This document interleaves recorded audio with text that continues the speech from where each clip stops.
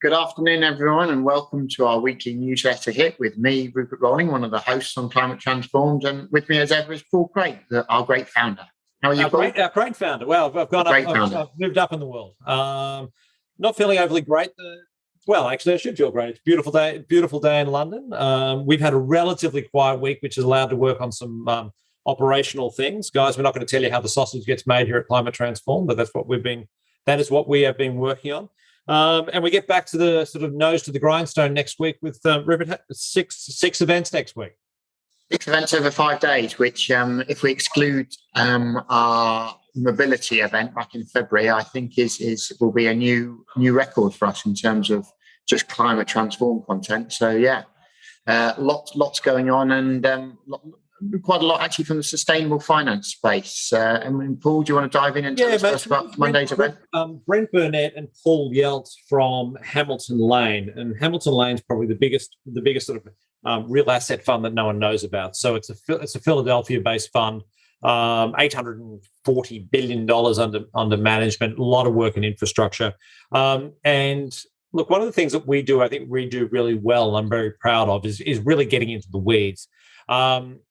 We are moving out of the weeds with our discussion with Brent and Paul, and talking sort of big picture about climate strategy in terms of where the energy transition is and what we're doing with renewables and the like. Very, very big picture stuff. So if you want to get an overview of where Hamilton Lane thinks the world is heading from our infrastructure, in terms of how much are we actually going to spend on all this stuff, and it's a big picture stuff over the next couple of decades. Look, these guys, as I said, $840 billion worth of infrastructure assets globally. It's of assets globally. Big firm committing loads of capital to the space. Very interesting conversation. And then obviously we've got after that we are on the sustainable finance. You've got Kevin Mcgee of SCG, is that right? Yeah, sorry, for SCB. So Kevin set up this brokerage back in 2006, and it's fascinating really that back in 2006 the broking scene would have looked markedly different to what it was today, and to have pitched yourself as targeting low carbon would have made him seem quite an outlier back then, but now looks like they're very smart money. So I look forward to hearing about what made them decide to make that change, that target that market back in 2006. But that'll be an interesting one on broking a low carbon future. Got it. So, and mate, on Tuesday, I think it is, I've got Antonio Salio, who's the Chief Technology Officer of an Italian aviation company called Piaggio. And Piaggio has actually been around since, they first got into the aviation space in 1917, building the first planes for the Italian Air Force, and now over time they've sort of morphed into sort of doing sort of low carbon aviation parts. For a company that old, they were the original builders of the Vespa. They've spun that off and are focused on aviation now. And Antonio and I will sort of sit down and discuss what sort of the path towards green aviation. That I use airlines as my example of a supply chain that can't be decarbonised, and clearly Antonio would push back on my generalisations a lot. But no, really interesting company working with they do a lot of R&D with not only the EU Commission, but collaborations with the likes of Airbus and Rolls-Royce and Boeing and these sort of companies. Really interesting private firm that does, that's doing a lot of great R&D on green aviation. Be Paul Craig Climate Transform bingo there for the amount of times you referenced Delta Airlines during that chat. But yes. And the other one, the other couple of ones I'm working on, I've got Derrick Lyons, who is a couple of San Francisco-based startups. Derrick Lyons runs a modeling company called Actual, and what Actual does is effectively, remember that video game The Sims? Remember The Sims?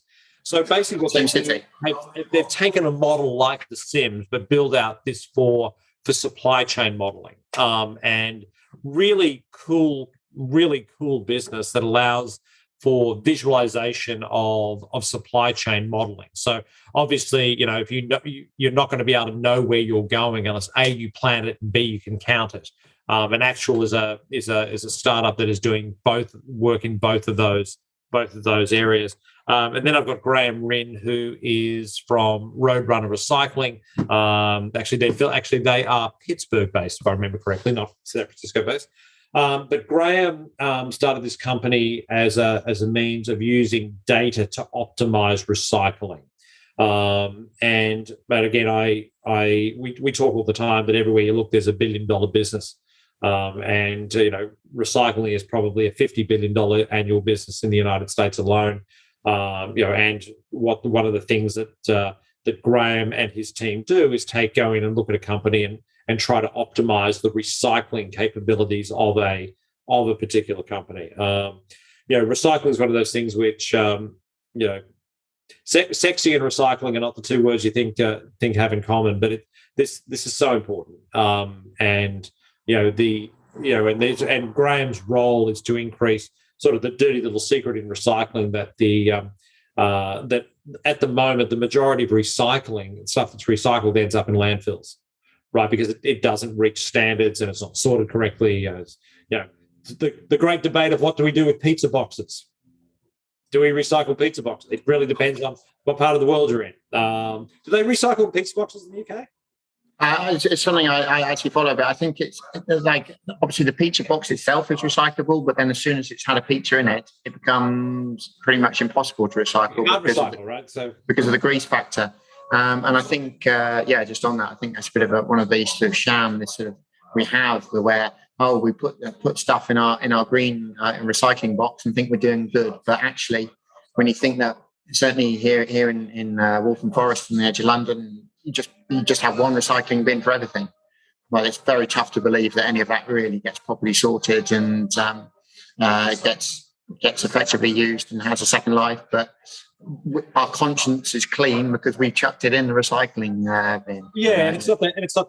And the back end. Look, at the end of the day, it's all about the plumbing and the back end of how this stuff works. I think what Graham does is really interesting. They're all more on the industrial recycling side of things, which is fascinating. But I think, look, again, it's if there's anything that was proven through our work on Climate Transform, there's a long way to go, and just sticking something in a blue bin doesn't mean it actually goes in the right place. So again, busy week for us. And I think, sorry, I've left one out. Caroline's got one. It's that's the sixth event. So Monday, climate investing with Hamilton Lane. Tuesday, Piaggio Green Aviation. Wednesday, Kevin Mcgee from SUB Low Carbon Future Brokering. You've just mentioned Derrick Lyons, co-founder of Actual, Modelling a Sustainable Future on Thursday, and on Friday, your Graham Rinn Data Optimizing Recycling event. The one that slipped through was Carolyn's event, the next in our series of Women in Green Hydrogen, a really burgeoning partnership we've got with them. And Carolyn will be speaking with Michaela Kendall, who's CEO of Adelan. I think that's a UK-based company, and she'll be chatting about green hydrogen as a feedstock for fuel cells. So in terms of, you think of the sort of big, I mentioned bingo earlier, but in terms of sort of the buzzwords of the climate space, we've got recycling, we've got hydrogen, we've got low carbon, we've got aviation, and then you've got sustainable finance. So no excuse not to get stuck into at least two events next week, I would say to our subscribers. And yes, no, very, very, very true. And I'll look, it's look, and again, everyone, please, we are constantly on the lookout for interesting people to talk to. We're our goal of 500 hours a year of content. We're building up to that, which is roughly 40 hours a month. We're not there yet, but we're going to get there. We are hiring. We need moderators. We need content people. We need people to run the moderators and run the content people. So anyone, look, if you want to be a part of Climate Transform, we'd love to be part of this. We want to grow this to as big as and to deliver the widest possible message that we can. And for that, we need content, and for that, we need people to help us to produce that content. So if you or anyone you know wants to be part of this, look, we'd love to chat. Rupert, thank you so much. Yeah, thanks, Paul, and rest up because you've got lots to prep for next week. That I do. Everyone have a great week. Talk to you soon.